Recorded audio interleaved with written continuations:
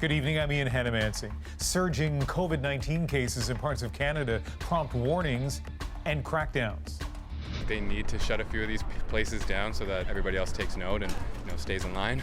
Public health authorities in Toronto clamp down on the city's entertainment district, while Quebecers are told to stay home. A doctor's take on targeted restrictions and how we change our behavior. Trump's tax returns are out, what they reveal, and his response. Totally fake news. And a security company that left one family vulnerable and another questioning. I finally said that. I was like, so you're going to give me access to somebody else's house? This is The National.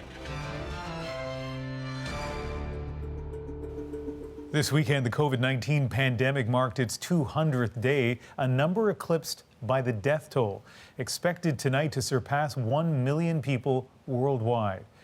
More than half of those deaths reported in just 5 countries, the U.S., Brazil, India, Mexico, and the U.K., Canada ranking 20th in reported deaths, just behind Germany, which has twice this country's population. And fears here of more loss and suffering are rising with the case numbers. Quebec leads the country in new cases with nearly 900 today. Those numbers back to the level the province was reporting more than 4 months ago, when many businesses were shut down. And Simon Nakaneshny tells us parts of Quebec may soon be declared a red zone. At Quinn Farm, just off the western tip of Montreal, the parking lot is packed. Families flock to the apple orchards with bags in hand. It's a welcome escape from the city and fears of impending confinement. We know that we may not be able to see them when it's wintertime, so we're just coming with our cousins. We're going to stay 2 meters apart. Yeah, more reasons why we're out today, right? We know that any day now it could be over. COVID-19 cases in Quebec continue to rise rapidly. Much of the province is already under orange alert. Some experts believe greater restrictions should already be in place. I think at this point they need to be taking much more stringent measures if we want to avoid a full-on viral catastrophe. While hospitalizations and deaths are still rising relatively slowly, cracks in the health system are starting to show. This week, 11 residents and 7 employees tested positive for COVID at a nursing home in Laval. And today, health officials confirmed 2 outbreaks at a Quebec City hospital. On Friday, the health minister urged citizens to take a 28-day challenge and limit all non-essential contacts. This is not permanent. We ask you a month of effort to break the second wave. But that message wasn't getting through to everyone. We're doing it safely today. If they could only keep 2 meters, it would be great. Phil Quinn says he's capped attendance and is following all public health rules, but worries other farmers aren't being so careful. A lot of guys are operating status quo right now, and the cops are showing up to shut them down. The health minister says the next few weeks will be crucial. To hammer that message home tonight on Radio-Canada, he dropped a dose of reality. Montreal and Quebec City will be moving into the red zone or maximum alert in a matter of days. Simon Nakaneshny, CBC News, Montreal. And here's a broader look at the COVID-19 situation across the country tonight. We won't get BC or Alberta numbers until tomorrow, but even without them, Canada saw 1,400 new infections. Manitoba's surge continues with another 51 cases today, while central Canada just keeps climbing. Almost 500 in Ontario and those almost 900 in Quebec. Both those provinces also dealing with several new school outbreaks. Officials are increasingly concerned about younger people spreading the virus since they now account for most new cases. Several Toronto bars and restaurants have already closed, and just today, word of an outbreak at another popular downtown spot. Natalie Collada looks at the struggle to get the safety message out. Instead of lineups, locked doors, and a lengthy note, closed for cleaning after an employee tested positive for COVID-19. It's the latest in a series of restaurant bars in Toronto forced to shut down, some for possible exposure, others for not taking sufficient steps to protect staff and customers. It's disappointing. It is very disappointing. I think they need to shut a few of these places down so that, everybody else takes note and, stays in line.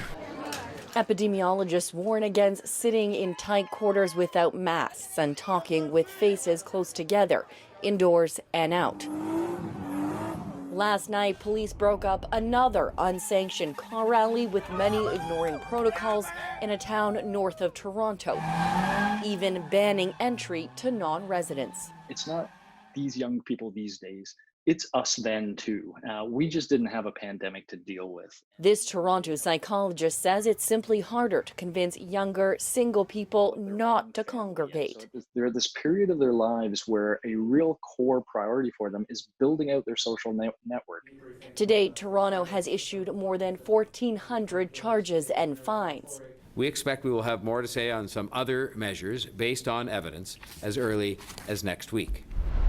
But along with penalties, messaging is also key. The rational sort of approach can only go so far. That's why I kind of suggest that emotional approach, where they really think this could kill somebody I love. Experts are especially concerned about younger Canadians spreading the virus. Eventually, the younger demographic will infect an older demographic. If we want to see our future, we look to the Southern Hemisphere. And their second wave saw more deaths than the first wave. A fate health officials are desperate to avoid. Natalie Collada, CBC News, Toronto.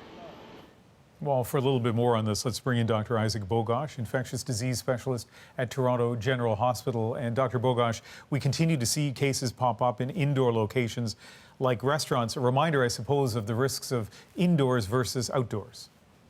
Yeah, indeed. We know 8 months into this pandemic that there's certain areas that are just way riskier and way more prone to outbreaks. And certainly indoor dining and bars have been well known to be a source of major infections or major outbreaks. I think the other thing, too, is many restaurants and many bars are clearly taking steps to reduce this, but yet we still see outbreaks associated with some restaurants and bars. It's really unfortunate. And there are steps we can take to make these more safer and less prone to these outbreaks.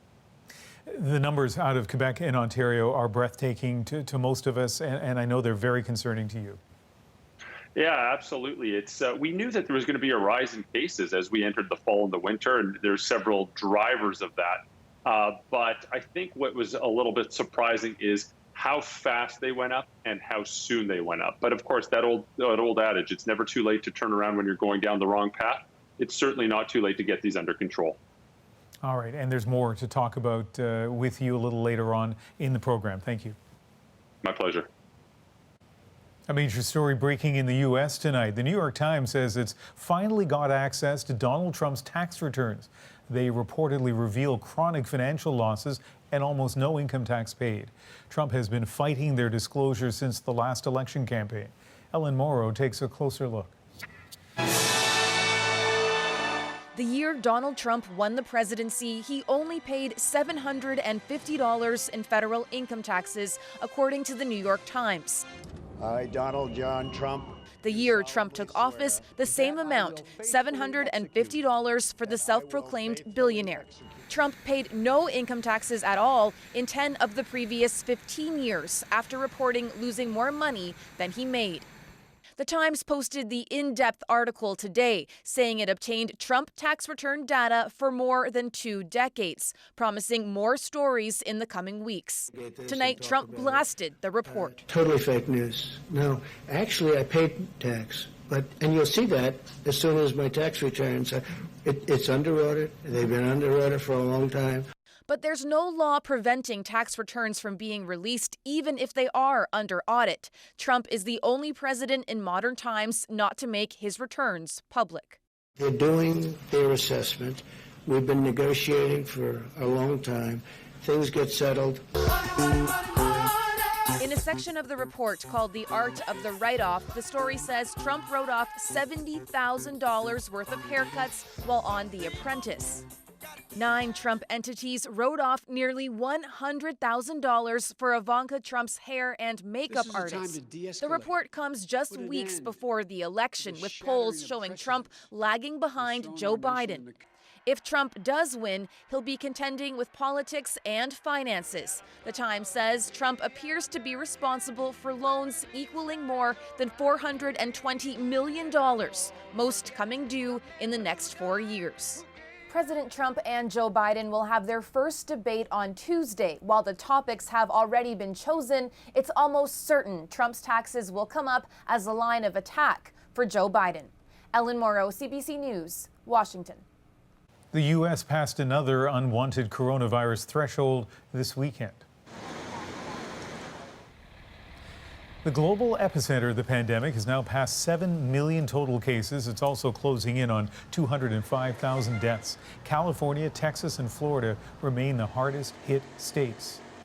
Thousands of British students are being effectively locked down on a campus as COVID-19 outbreaks sweep through several universities.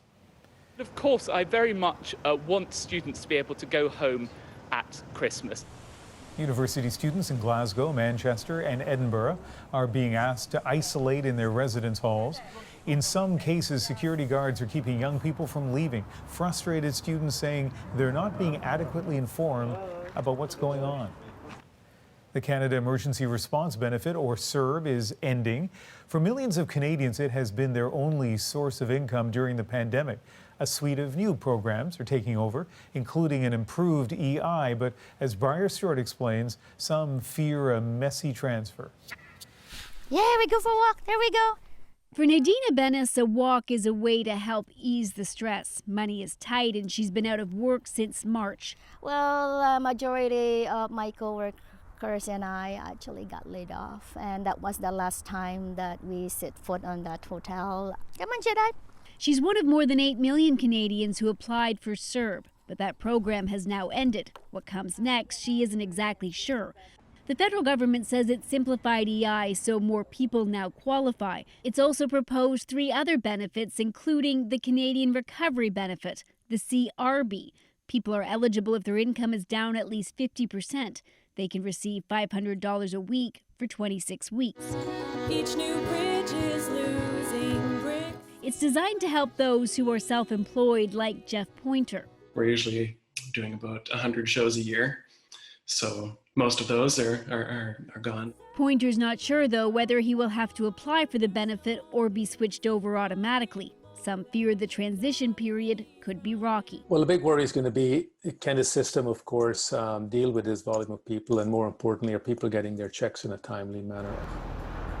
Checks are supposed to start going out in mid-October. Some business groups say while it's important benefits are extended, they believe the new changes could keep some part-time workers from returning to jobs.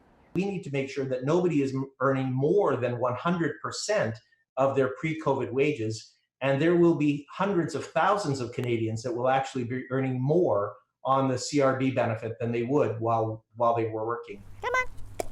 For a Bennis, she says she's been looking for work but can't find a full-time job with the same kind of benefit she had before. You can't find those kind of jobs anymore. Come on, baby.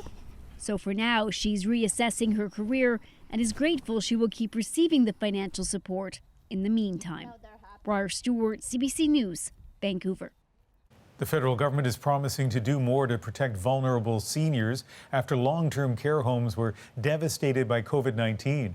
As Ashley Burke explains, many hope that means holding the homes criminally accountable in cases of neglect.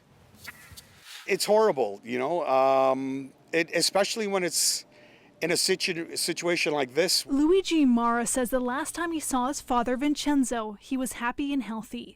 They celebrated his 80th birthday in March.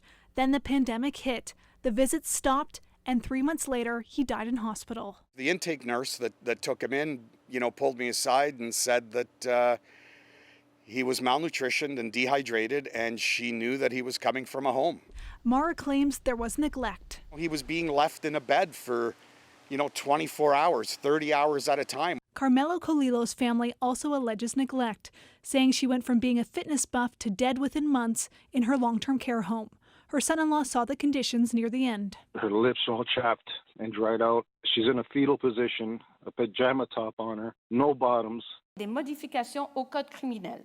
Last week, the government promised changes, including amendments to the criminal code to explicitly penalize those who neglect seniors in their care. Not enough, says this criminal lawyer. The real problem here is a lack of resources, a lack of oversight, a lack of regulation, and a lack of provincial governments doing their job, and a lack of the federal government insisting that job be done and helping pay for it. It's already illegal not to provide the necessities of life, but some say the law isn't specific enough and is aimed at individual workers, not long-term care homes. There's a lot of elder abuse and neglect that happens that falls short of the necessities of life that still could attract criminal sanctions if the law were shaped in such a way to do that. I think that these long-term care facilities should be charged. They're the ones that should be charged and convicted with neglect on these residents, as opposed to putting it on the workers of the home. Mara's family is now part of a class action lawsuit against the long-term care home. Ashley Burke, CBC News, Ottawa. Manitoba health officials announced another outbreak at a long-term care home this weekend. It's at Heritage Lodge Personal Care Home in Winnipeg. The home said last week an asymptomatic resident had tested positive for COVID-19. New COVID restrictions are going into effect in parts of Manitoba at midnight tonight, including in Winnipeg. They slash gathering sizes, and as Aaron Broman explains, that has many in the wedding business scrambling.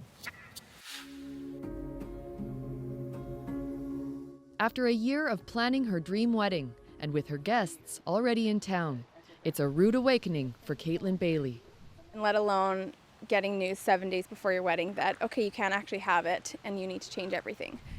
Hawthorne Estates was their venue. The site northeast of Winnipeg usually has 80 weddings a year. This weekend, there were 3, and they don't expect many more.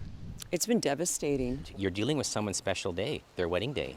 Manitoba has seen a sharp increase in its COVID cases in recent days. So starting at midnight, new rules. Masks will be mandatory in all public places, and gathering sizes are reduced to 10 people, inside or out. That has couples rebooking or canceling venues, losing thousands in damage deposits. Bailey's wedding will now be at a private home with fewer people. We just decided we just had to pivot. Dr. Brent Rusin made the announcement Friday. It was a real short turnaround. And I think what's also frustrating for us is just the manner in which they deliver these new restrictions. Winnipeg and surrounding communities are restricted, but not nearby La Broquerie, where the rustic wedding barn is. I feel bad for the other venues. My phones instantly started ringing off the hook. Though she has also been hit hard this wedding season, with people opting for backyard weddings.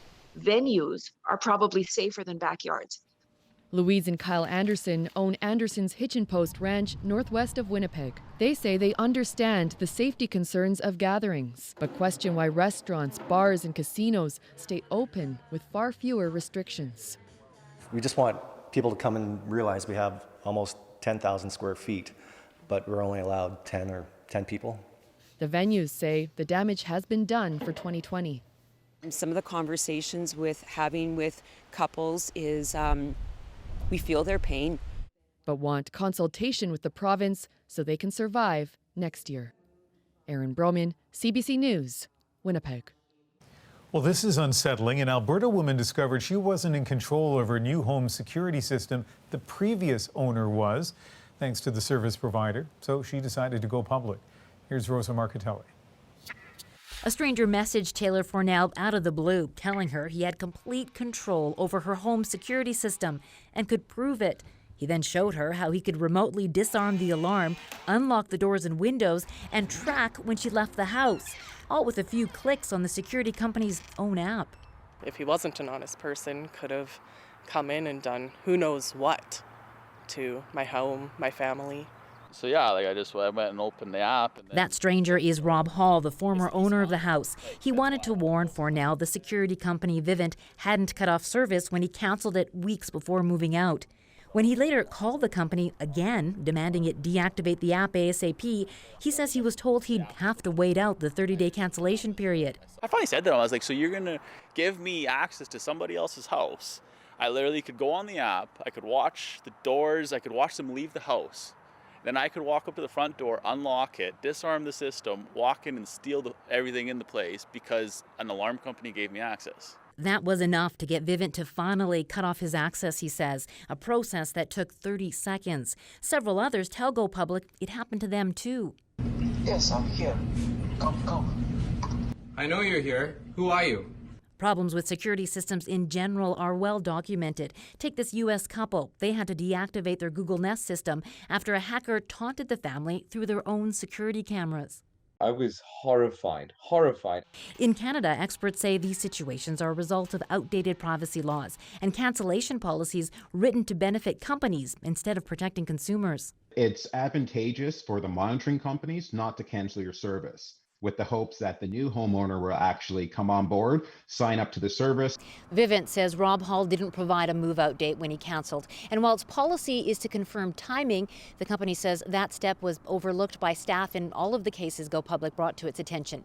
It says it's since reviewed its process to make sure situations like this are handled according to policy moving forward, adding that it did honor all aspects of the customer agreement in all of the cases. Rosa Marcatelli, CBC News, Calgary. Our Go Public stories come from you. If you have a tip for Rosa and the team to investigate, send an email to gopublic@cbc.ca. In California, hot, dry winds fueled record-breaking fires this weekend. Next, as climate change stokes wildfires, how experts this side of the border are making forests more fire-resistant. Plus, lessons from Terry. Pick up something, be passionate about it, and fight for that cause. 40 years after the Marathon of Hope, a new book outlines his legacy in letters. And who painted the Mona Lisa? Yeah. Da Vinci? Canadian brothers light up the internet. We're back after this. I don't think I've gotten maybe 3 or 4 hours of sleep each night. I lost everything except what's in that bag. The 2020 fire season in the American West is already the worst on record. A new fire this weekend has prompted evacuation orders. The state's largest utility has warned it may cut power to thousands of customers to stop transmission lines from sparking and starting more fires. And yet it's been unusually calm here in British Columbia due to a cool and wet summer. But fire experts warn that's just a temporary reprieve from a climate change trend. And there are lessons to be learned from the American experience. Greg Rasmussen explains. So the outside scorches, but you don't have to pick it off very far before you get to unburnt. This forest was hit by a wildfire just a few weeks ago. Conditions were bone dry, threatening dozens of nearby homes. Contrast here, what happened on this slope? Fire came down this slope towards the road. Firefighters were here. They were able to stop it at the road and prevent it from moving onto the other side and towards the homes. But it was stopped. Several years ago, this forest was made more resistant to fire. Dead, dry timber was removed and the trees pruned. Well, you can see all the lower branches have been removed, around us here. So the idea behind that is that if there's a fire on the ground, it doesn't have fuel to get up into the treetops above us. Climate change means mega fires like those seen in the U.S. will become more common, and people living in or near forested areas need to adapt. It's critical. This helps protect communities, and really we need to be moving into doing more of this at a larger scale. And the grey smoke first of all, and then the black smoke. Paul Edmonds shot this video a few weeks ago from his front porch. I could see this small column of smoke coming up, maybe the size of a campfire, and then must have been 5 minutes later, it must have been the size of a tennis court. 5 minutes after that, it was a roaring, a football field. This time, only one house was lost after embers landed on its cedar roof. Edmonds credits the preventative work in the nearby woods with helping to save the rest. So we have to be much more aware, and we have to look at the warning signs, what's happened in California, Oregon, and now closer to us, Washington. But removing all the potential fuel isn't easy. It's tough, slow work in a province covered top to bottom in trees. It makes a huge difference. Pretty much if it will stop the fire from going up on the trees. I live myself in the forest. I've been evacuated a few times for fire. Living in the Okanagan, it's the way it is. And the more we do this, the less it's dangerous for people. This relatively small patch of forest illustrates the scale of the problem. You have to multiply this by millions and millions of trees. We know that with climate change, fires are becoming more common, that they're bigger fires and more intense fires. This expert says what the U.S. is experiencing should be viewed as a warning for Canadians. And so with warmer climate longer fire seasons and more pronounced droughts, the projection is for greater area burned. We're on that trajectory already in Canada. A gloomy picture, but amidst the ashes, a small sign of hope. Look at the grass just starting to come back in here. Just weeks after the fire, life is already taking hold in the areas that had been treated to be fire resistant. Greg Rasmussen, CBC News, Penticton, BC. Next on The National, can targeted lockdowns work? We discuss the balance between rules and responsibility. Plus, as the pandemic moves just about everything online, the deepening divide between rural and urban communities. He marked me as absent when I was actually there because all of a sudden it glitched. Education, healthcare, working from home all require a stable internet connection. Next, coping when you don't have one.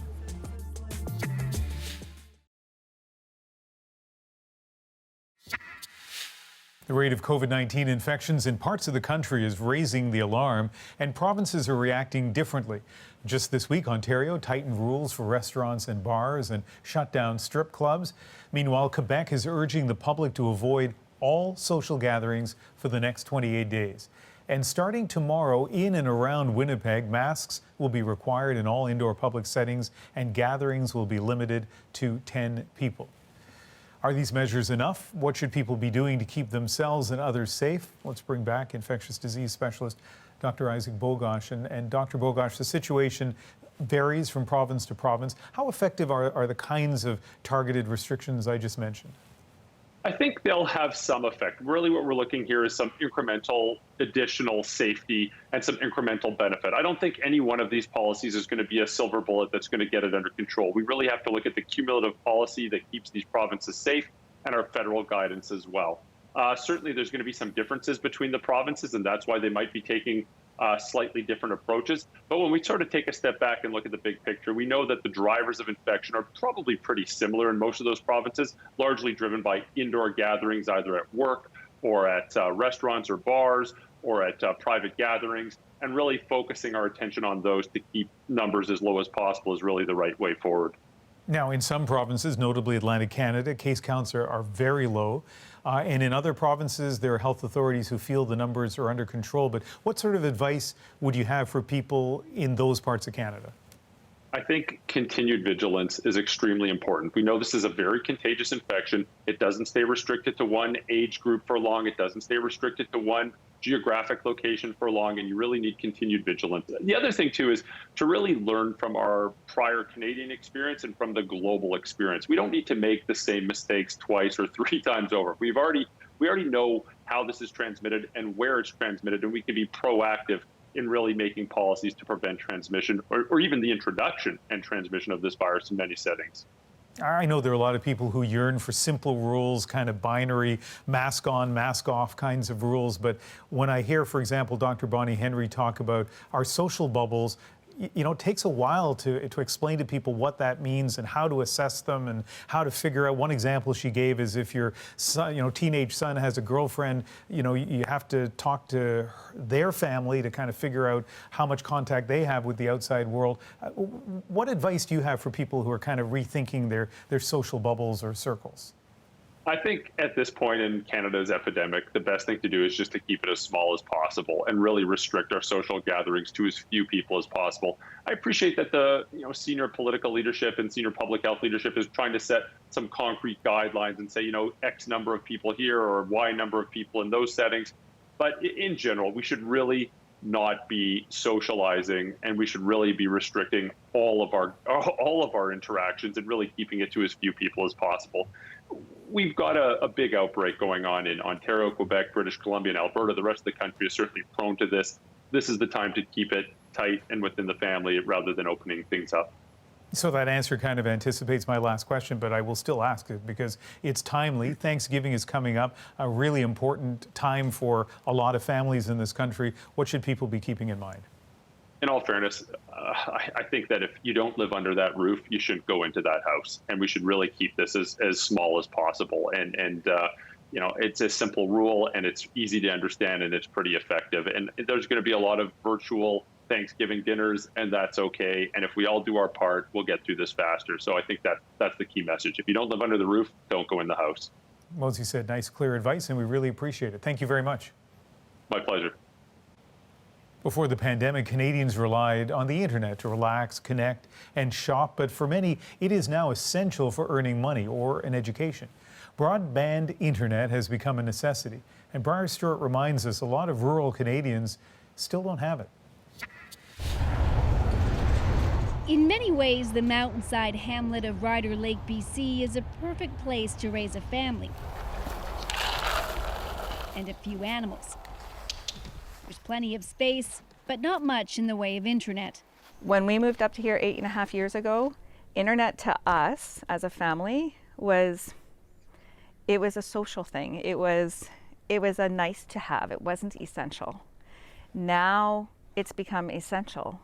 And Eli's actually just logging off for classes. With 4 children in the house, it's a ration commodity. 3.5 hours online today? I guess so. That's not bad. Are you doing all your registration right now? Yeah. Sherry Eggersma says the family pays $150 a month for satellite internet, and the speed of the service means there's barely enough bandwidth for one person to be online. When schools were closed, it was a big problem. It was technically challenging, very challenging, because we had to start picking and choosing basically who was going to be learning and who wasn't. 18-year-old Eli was given priority because he was graduating. Now he's in university, and there are still issues. He marked me as absent when I was actually there because all of a sudden it glitched and it said Elijah wasn't here. I'm like, oh shit, so I had to call up my instructor and say, hey, I was there. As the pandemic suddenly thrust school, work, and even social life online, it further highlighted the urban-rural divide around connectivity. The CRTC says all Canadians should have access to broadband internet with at least 50 megabits per second download and 10 upload. 86% have at least that, but in rural areas, about 40% do. In First Nations communities, it's even less. Maybe you can show me just how fast or how slow your internet is these days. Okay. Peter John says some on the Chihuahua First Nation have internet, that is, when it works. So you're going to try to do a speed test? Yes. So what's happening? It's trying to establish a connection. So it's so slow it's not even showing you the speed yet? No, that's good. There's 2 of them. There's 1 and 2. The First Nation is on high-speed dial-up. Like if we have people come to the band office to access the internet here, we as staff cannot access our internet. And then we have to go and say, sorry, you've been on it too long, you need to go. It's really, really slow here. For some in this community, the only reliable way to access the internet is to come and wait for the bus, pay $5 to take a 35-minute ride to a nearby city, and then log on to Wi-Fi at a business there. Deanna John says the doctor who used to visit Chihuahua once a week said she could no longer see patients here because the internet connection wouldn't let her load her files. Then there's everything that people aren't able to do online. And I think that our people could use more like training and, everything they could get out of the internet. They're not able to really get it. The CRTC's goal is to connect all Canadians with quality high speed by 2030. But Josh Tabish with the Canadian Internet Registration Authority says the goal should be hastened. There are some areas that the big telecom providers will simply never invest in unless they have help. The federal government has committed $1.7 billion, but Tabish says the money isn't moving quickly enough. Getting short-term wireless internet solutions up and running is going to be less expensive than digging up streets and laying cables. The TELUS fiber optic network has arrived in your community. And then come up with a plan to how to fund fiber optic technology. It's estimated that it could cost $6 billion to bring broadband to all Canadian communities. In Ryder Lake, they were told it could cost $600,000 to extend a nearby network, but that's too expensive for the 1,500 residents. It was our choice to move out here, and would we change it? No. Why? You can't put a price tag on the level of learning they're getting from living on our property. However, our children still have that right to learn no matter where we live. I type it. See, it says type name. And these days, so much of that depends on your ability to log on. Briar Stewart, CBC News, Ryder Lake, BC. When we come back, commemorating 40 years since Terry Fox's run. And if I don't make it, the Marathon of Hope better continue. Next, Canadians living out his legacy in their everyday lives. What I learned from Terry was that disability did not mean inability. More lessons right after this.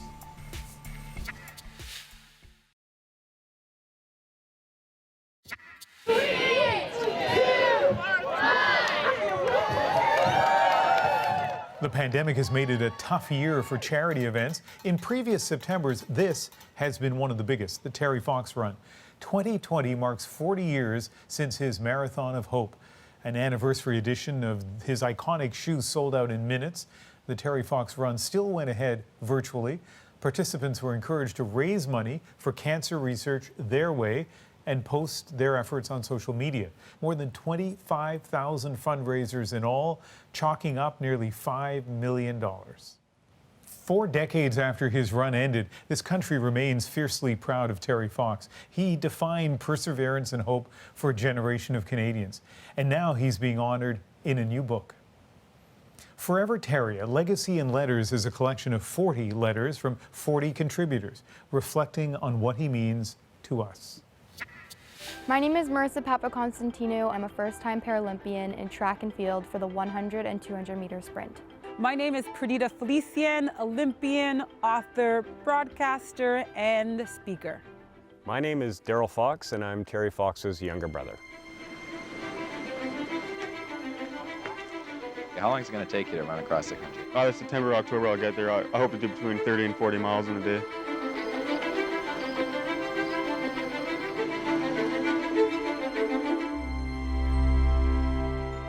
The moment I realized Terry had captured the imagination of Canadians is actually the very first day I arrived, May 31st, 1980.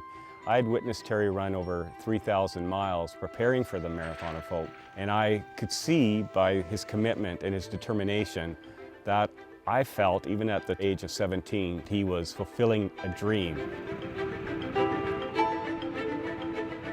I don't remember a time where Terry Fox was not a part of my memory, part of our fabric as Canadians. I had gone through my 1.5 years of chemotherapy, the hardest time of my life, when I might have died, but I lived, knowing that these people are still there. There's people in a bed right now. And I decided I would try and help out those people by raising money and maybe being a motivator for them by doing what I'm doing. That's who he is, and he fought the good fight, and he continues to fight the good fight, even though he's no longer with us. Although he had his own struggles and obstacles to overcome, he managed to persevere and get through them regardless of what he faced. Thank you very much.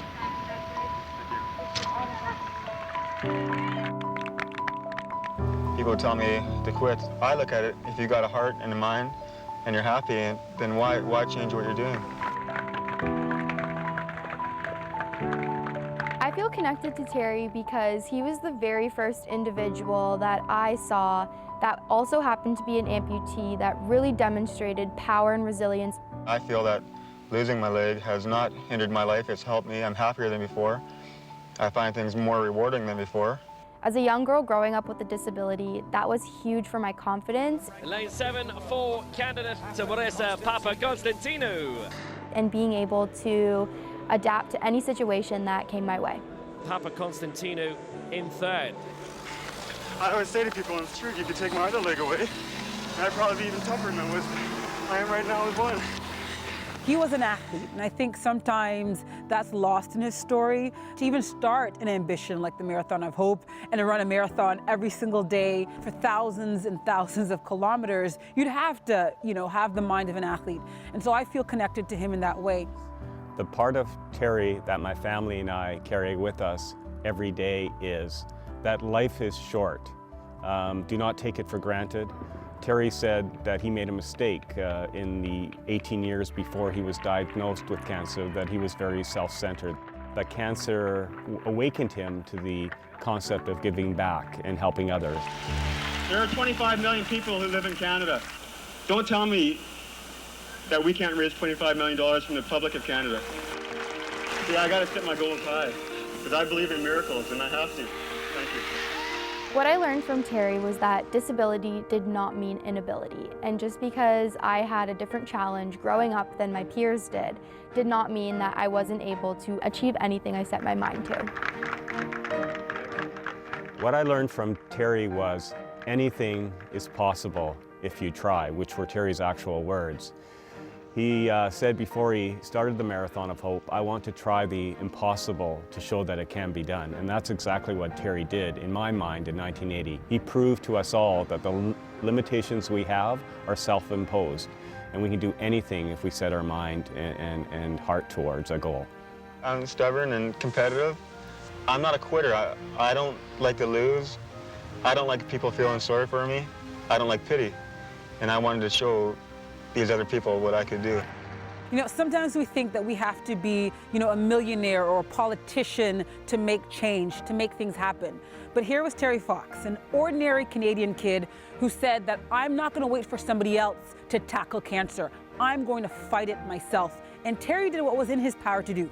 He ran, and he ran every day until he couldn't. I've said to people before that I'm going to do my very best to make it. I'm not going to give up, and that's true. But I might not make it. And if I don't make it, the Marathon of Hope better continue. It's got to go without me. I'll do my best, but it's got to keep going without me if I can't make it. And I'd like to think that 39, 40 years later, each of us is going west in Terry's honor and continuing on this Marathon of Hope.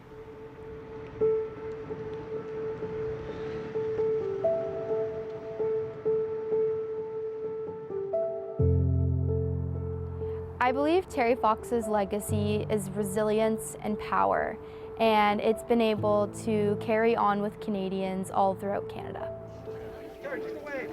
I believe Terry Fox's legacy is that each one of us can make change. We can make a difference. Whatever the causes are, if we start locally, if we start in our own backyards, we might not know where these changes will take us. They might not be as big as the Marathon of Hope, but I don't think that matters. Just pick up something, be passionate about it, and fight for that cause, whatever it is.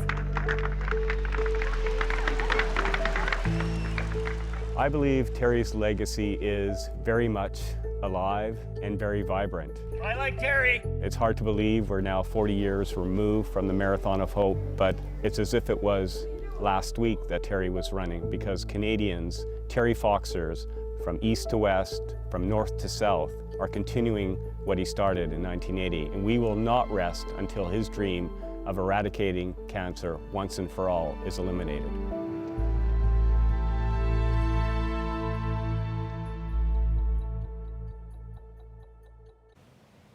It is hard to believe it's been 4 decades and that message still as inspirational as ever. When we come back, twins from Surrey, British Columbia break the internet with this. Who painted the Mona Lisa? Mona Lisa. Yeah. Da Vinci? Patrick and Chris Voros get the full meme treatment, fan art, fan photos, even a turn on late night TV. One of my buttons, listen now. Da Vinci? Next, how their newfound fame is giving their family a much-needed laugh.